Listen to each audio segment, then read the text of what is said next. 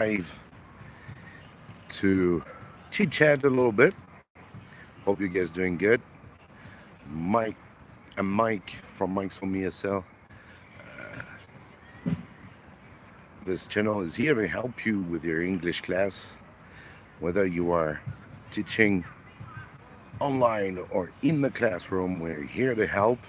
I just wanted to come and remind you that tonight, well, if you are in China or maybe not too far in Asia, it's going to be tonight 9 p.m. Beijing time, a special live with Michael Horn.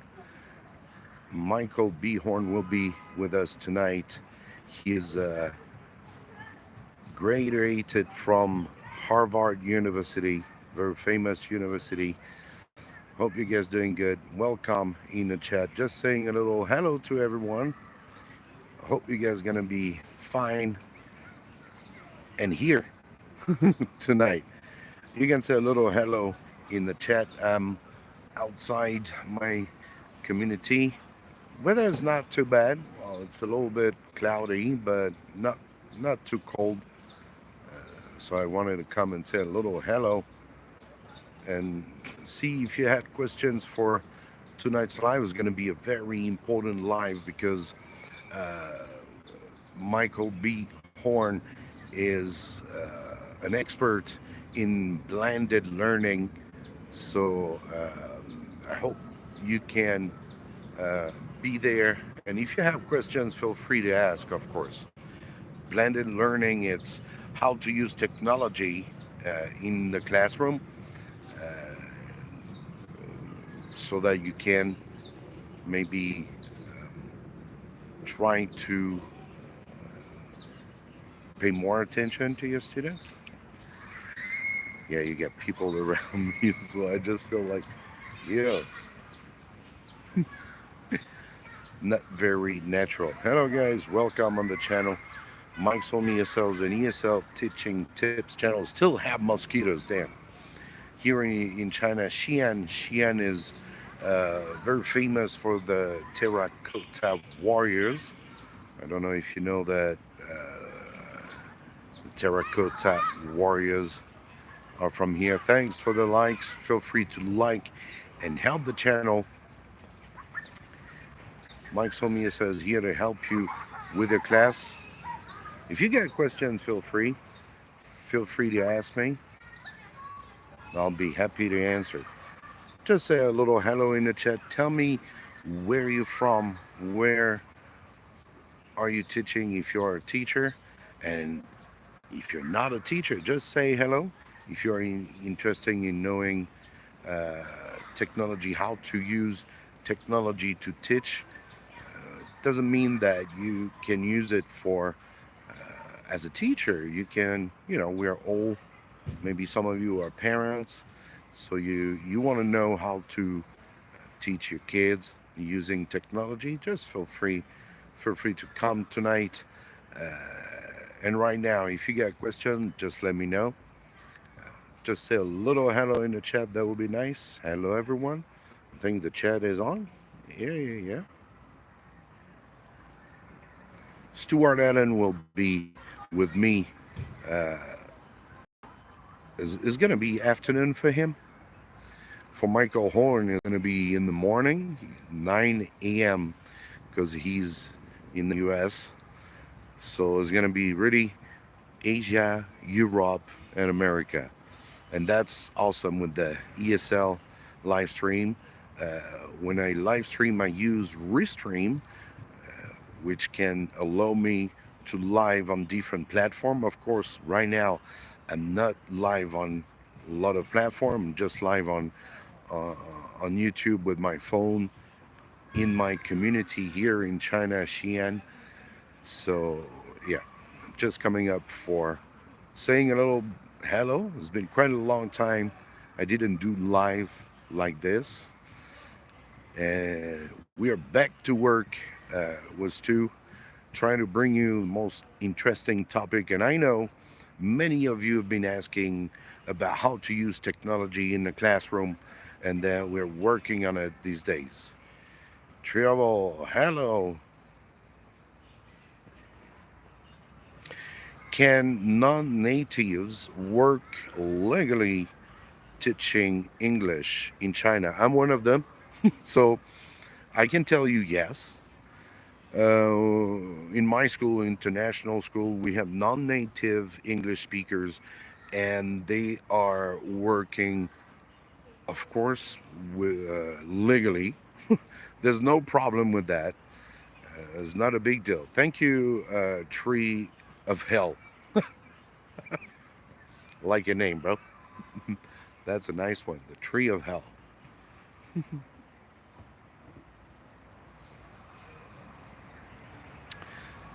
Thanks for the question.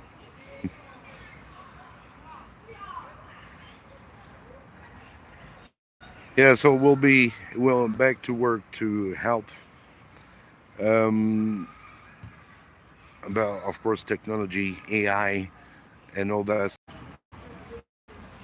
and back to life. Yes, I had a little problem with the connection, of course. Uh, teaching English at an international, teaching English at an international school. Teach ELA, ELA. Yes, you can teach ELA, of course, in international school, but our international school has two different curriculums. One is going to be a Chinese curriculum, and the other curriculum is going to be American curriculum. Uh, when I started in this international school, I started as an international school. I started as an ELA teacher, so I was teaching literacy, reading, and writing. So yeah, that's pretty much what you're gonna be teaching as a non-native. There are non-native teachers in my school. They're teaching to middle school students. This international school has starts from elementary to secondary. You got high school. I do teach French language. I'm a French teacher there. So I got mixed classes. They can be French one usually going to be grade 10, and then French 2 can be a mix of uh, grade 11 and 12.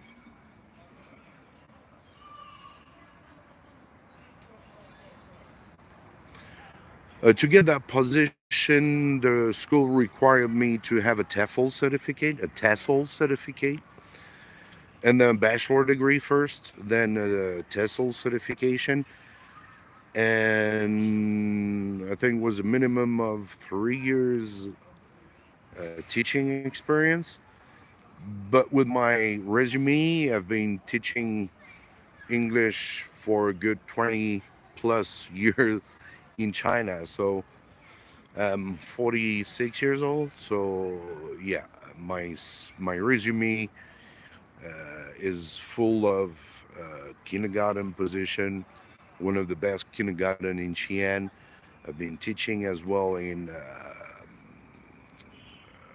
cram schools, kin, like for example Kikasol, Jordan's language school was one of the first I started with, and yeah, so uh, that's but that was back in old times. So if you have a good resume, obviously they're gonna they're gonna they will be willing to employ you as even if you are non-native, they, they will employ you as a ELA teacher as possible. They have PDs. We usually start going to school around August 15, and then you usually have PDs. Uh, means training. They're gonna train you about how to teach, maybe how to teach. Would be more on the curriculum. How to teach, obviously, they're not gonna train you on how do you teach, but sorry, but on the curriculum you will be teaching. Hi, Mike. Hello, Sahaji. Welcome. Thanks, Trio Health, for asking.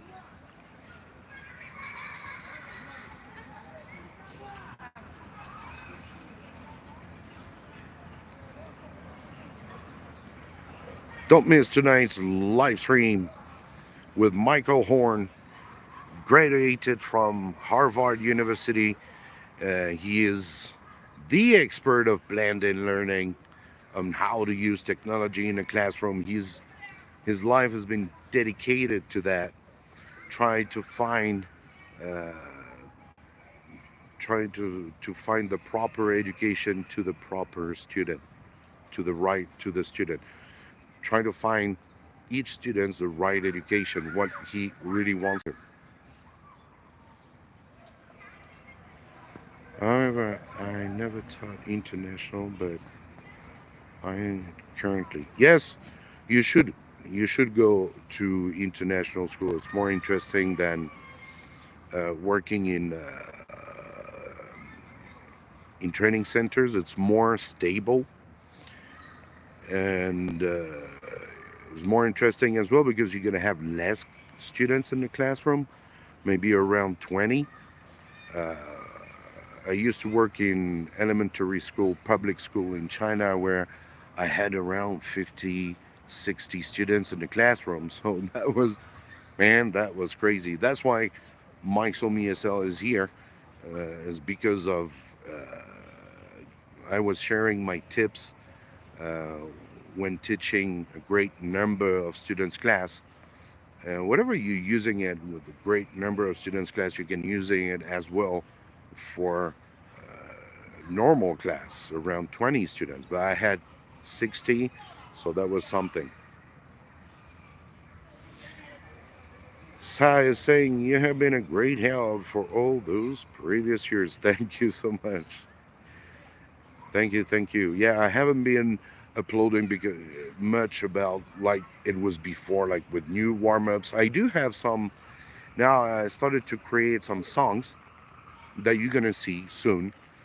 Um, Songs that you can use in your class that are quite easy to teach.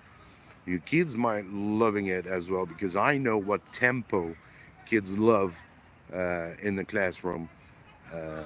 Creating a song which is called the Daz song because usually in the classroom you use does he like, do you like, but Daz is always uh, quite of a problem for some students, especially ESL students. So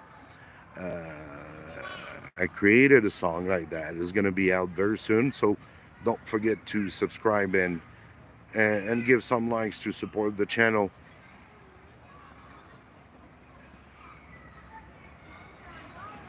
Yeah, I've received lots of positions, opening positions in China. What I recommend you to do is to go on LinkedIn, which is a professional platform, and then add agents. You can, so you will have some opportunities uh, to find jobs, but be careful. It's there are a lot of scams, but it tends to be far less than before.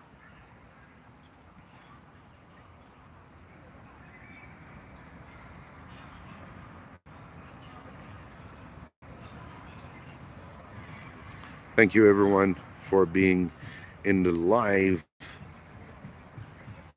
Hope you guys doing good.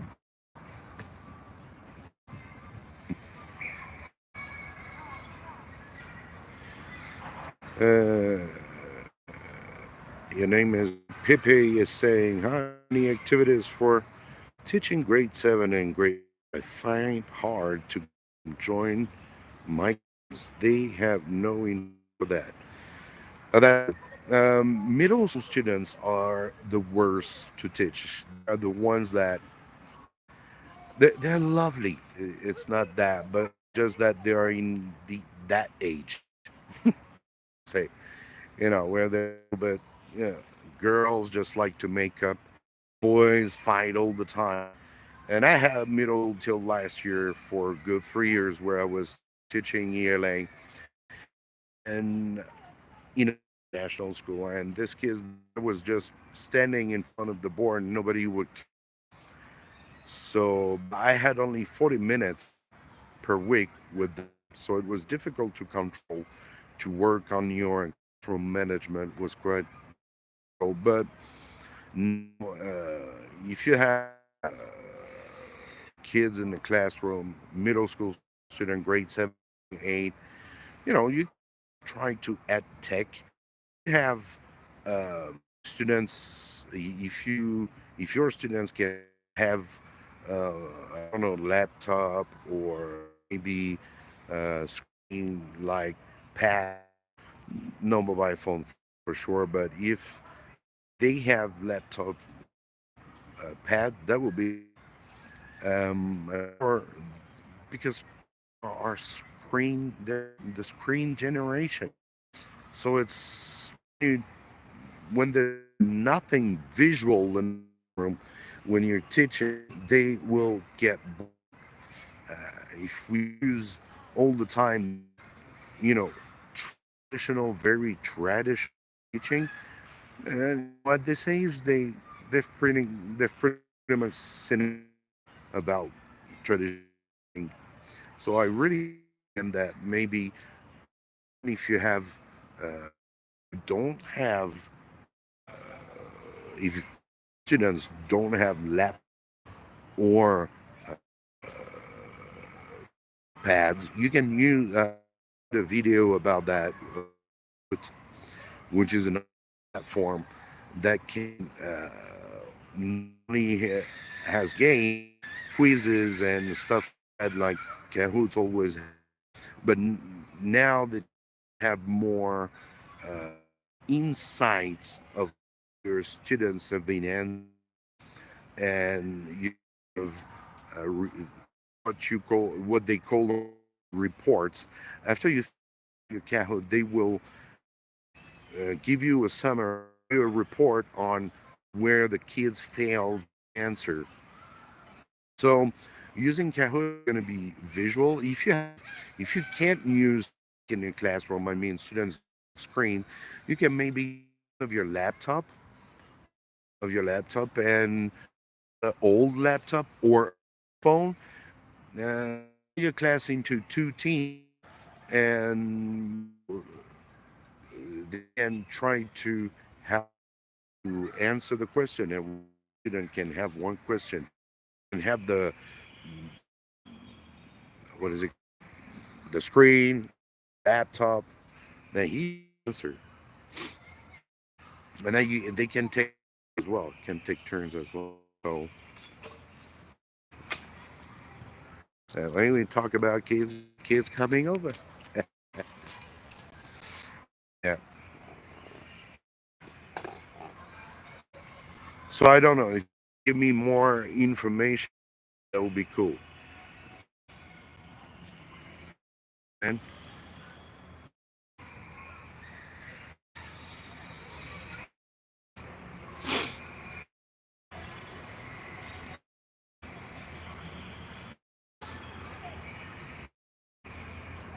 too much mosquitoes got. Uh, People, you're asking, what if they're allowed to use their phones to join me on Kahoot? Students start showing attitude almost like they resent it, especially when forced participate in. Why you? I mean, participating in the class. Yes, you can use. I mean, if your school is okay with that, why not kids using their phone? But you gotta control. You gotta put some ground rules so that when the game is over, uh, you give me back your phone because they're gonna be switching. What's interesting with Kahoot, you can check out the ones who are not participating, you know, and then you can, if some of them don't want to participate, it can be like coursework. You give them mark. You mark them for their behavior during the class. You cannot let students doing nothing in the class just because they don't want to do anything, right? You gotta let them know, participating with fun. What is the problem? I'm trying to have fun with you guys. You want to have fun. You don't want to learn. What you doing here? No, I understand, but that you gotta push. You gotta make them understand that if they don't do the work in class, they get that mark. You gotta assess them. You gotta give marks, give them notes, give them, you know.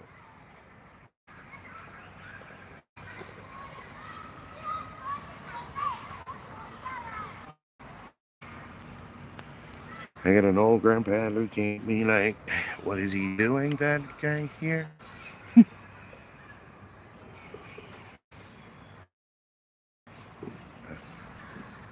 Walk 2 steps, then turn back. Okay. Thanks, Mike. One more question. What are some good warm activities for this age group, middle school? Wow. Um, Usually at this age, we warm up. We can also call it bell ring, so that you can maybe you know put a question on the board that can interest them, or you start the class according to your topic. Put like an open question.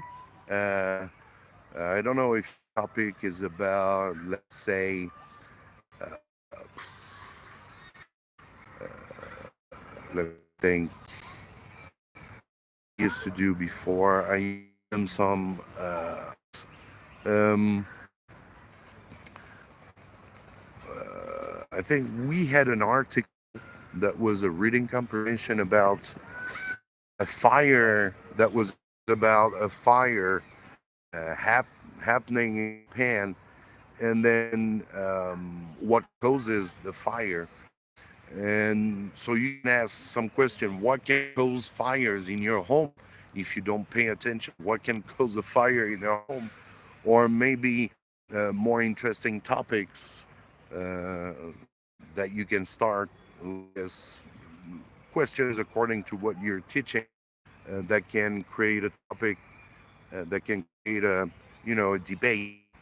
And then after that, other warm up, I would say, there's always warm up that I started very first day teaching grade 8 was the cookie jar.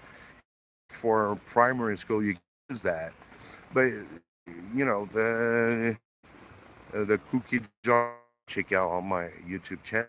There are a lot of uh, stuff that you can ask them. Describe your friend's shoes at the beginning of class, right? Do you like his shoes? Or I don't. There are a lot of things you can do about.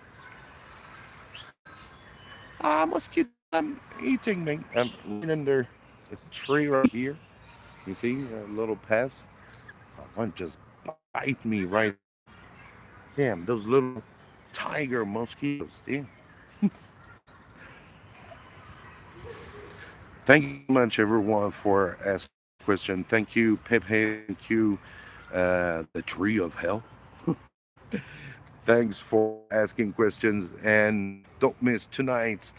The ESL live stream is be like maybe in 3 hours with Michael Born, expert in blended learn. Uh, he is graduated from Harvard University, so don't miss that. If you get questions like we're talking right now, Pepe, how to use technology in the classroom, here helping you. So you guys take care. See you tonight. What do you want to do? 你干嘛呢？